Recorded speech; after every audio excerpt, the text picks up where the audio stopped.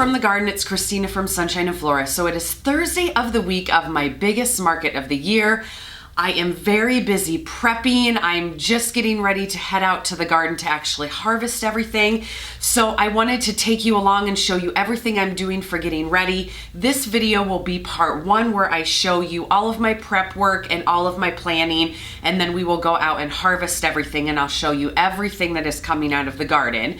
And then part two, which we'll probably post a few days later from when you see this, will be the actual assembling of all the bouquets and the arrangements, setting up my tent, and I'll take you along to the actual market as well. So the market that I'm going to is called the Made and Found Midwest Market. It is in Anthon, Iowa. This is the third year and it is absolutely amazing. It's my favorite day of the year.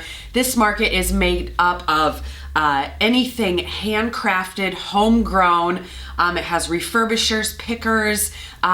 No companies that just buy things and resell them are allowed. It has to be handcrafted. You have to put your own personal touch on everything. And before we get too far into the video, I apologize if my voice seems a little bit scratchy. I seem to have come down with a cold or something.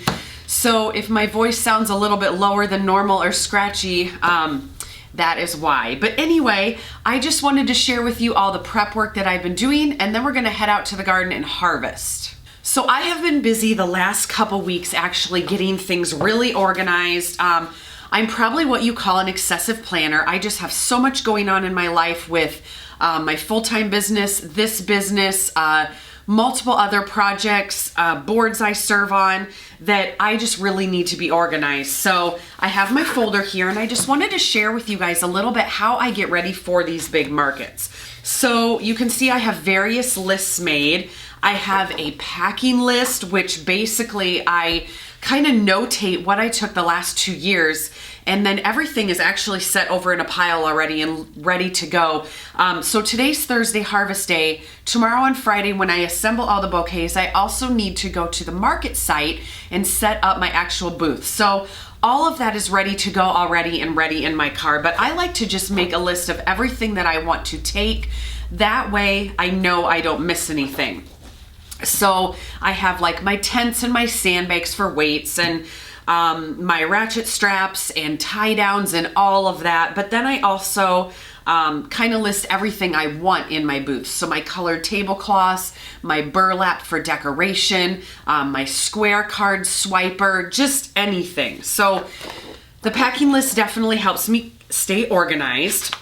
Then I have my lists of everything that I'm harvesting. So, and I'll put close-ups up on the screen, but basically I kind of make a plan for what I am going to put together for the bouquets and the jelly jar arrangements. Because when I am making the amount that I am making for this market, like 100 of these in one day, I have to have somewhat of an assembly line to get everything done really fast. So my wrapped bouquets, which are going to be $25, are going to be a mix of sunflowers, amaranth, mahogany splendor hibiscus, goldenrod, and status. That's it. They're all going to look the same, like a really good fall vibe on those. And then my jelly jars, they're all going to be different, as you've seen in my previous videos. But those are going to be a mix of dahlias, celosia, a celosia filler that is mostly foliage that I have, or amaranth. And then I will have miscellaneous accent flowers and fillers. So I kind of put on this list what I know I need to harvest. So I need like 100 dahlias, 100 celosia, 100 of the celosia filler or amaranth, 300 accent flowers because there's going to be 3 of those in each jelly jar, and then another 100 accent filler for 1 in each jelly jar. So that's kind of my breakdown. And I've started to harvest a few things in the last couple days and put them in the fridge. So then I like to keep track. I know I'm like a super crazy person here, but I like to keep track of what I have already harvested. So for example, snapdragons. I already have 22 in the fridge that I harvested yesterday. So I know that I have 22 miscellaneous accent flowers already where I need to get to 300. It just kind of helps me keep a total, because if I don't get to kind of the number that's on this sheet, then I know I can't fill 100 jars, and then I need to like taper my goal back and maybe just set out 75 to fill. So this is like purely organization.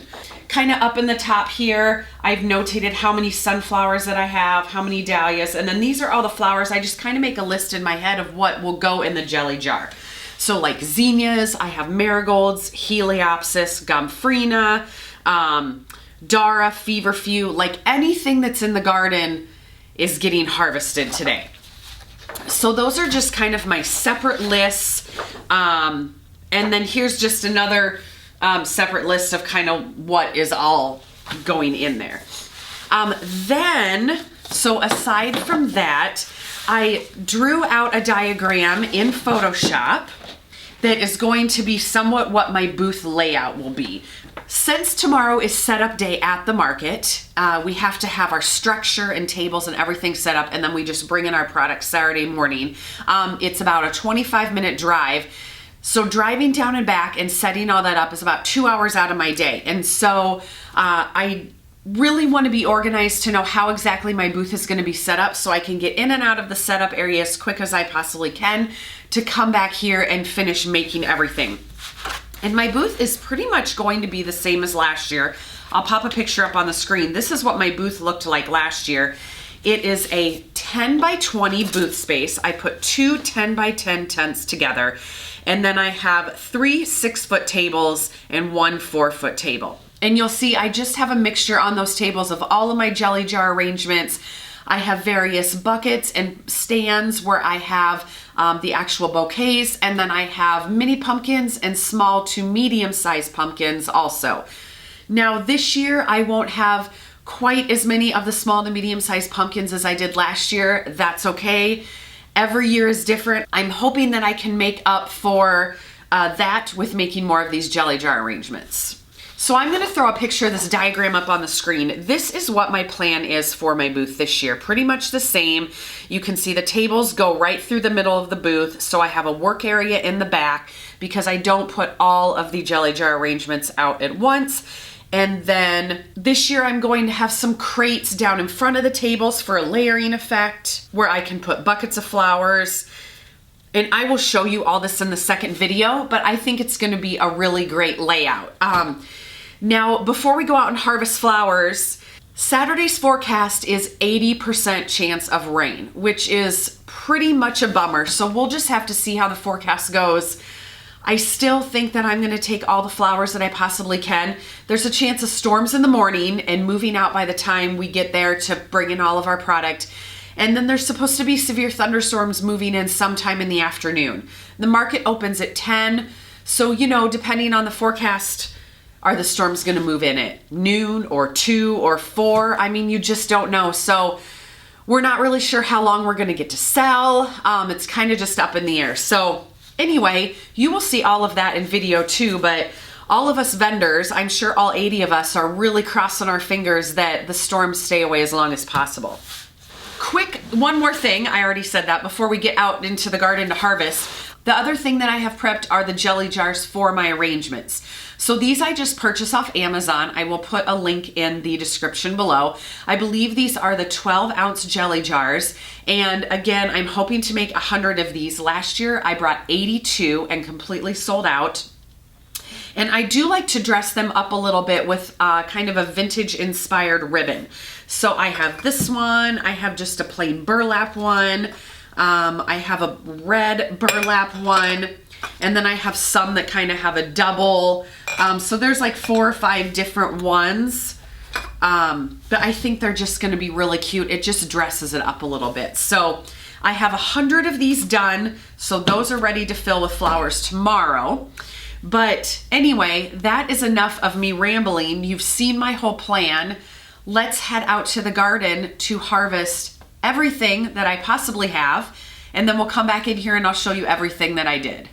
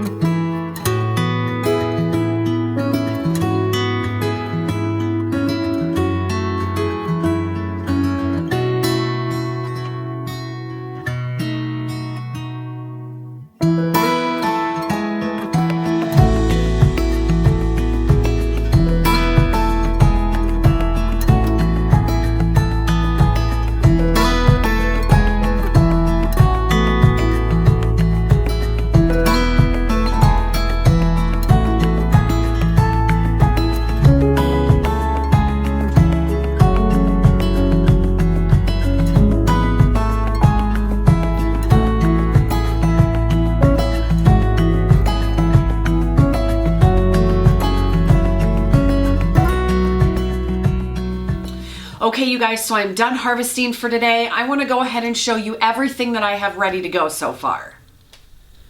Okay, here it is. Here is everything that I have harvested so far. So I'll just start in the front and kind of show you bucket by bucket. So this first one is a Heliopsis. This actually self-seeded at my house and I harvest off of it. And I really like it for bouquets. So this is gonna go in some of those jelly jar arrangements.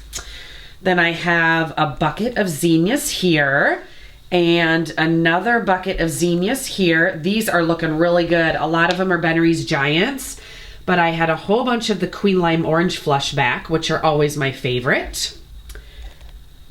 Then for filler, I use this type of Celosia that grows mostly as a foliage. So I have a bucket here and another bucket here. And then I have an entire bucket of Celosia or Celosia, however you say it. There are over 100 stems in this bucket. I love it. I cannot wait to use it. Next to that is a bucket of amaranth, both tall and short. So these will go in my wrapped bouquets and my jelly jars. Back here is one bucket of goldenrod. I do have a second bucket of goldenrod. That is in the fridge right now because it was a little more green, but I need to go ahead and take that out so it starts opening.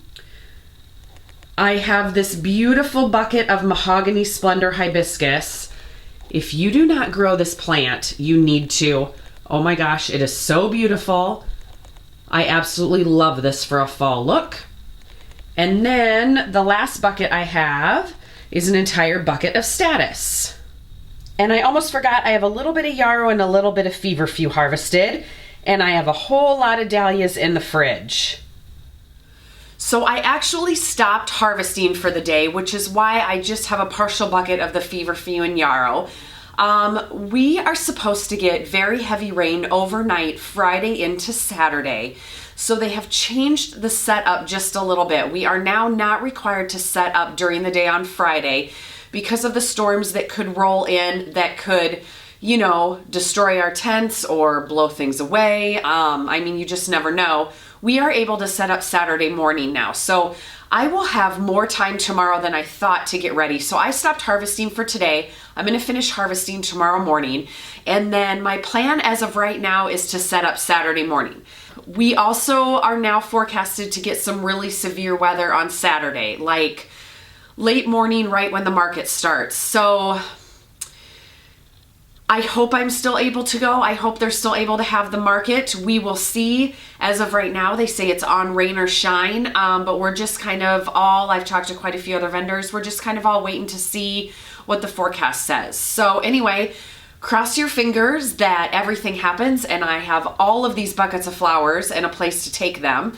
But anyway, that's gonna do it for this video. I'm sorry to leave you with a cliffhanger. You'll have to watch for part 2 to see me putting all this together and if I actually have a place to sell it or not. So anyway, I hope you guys enjoyed this video. I will update you as soon as I can. Thank you so much for watching and we will see you soon.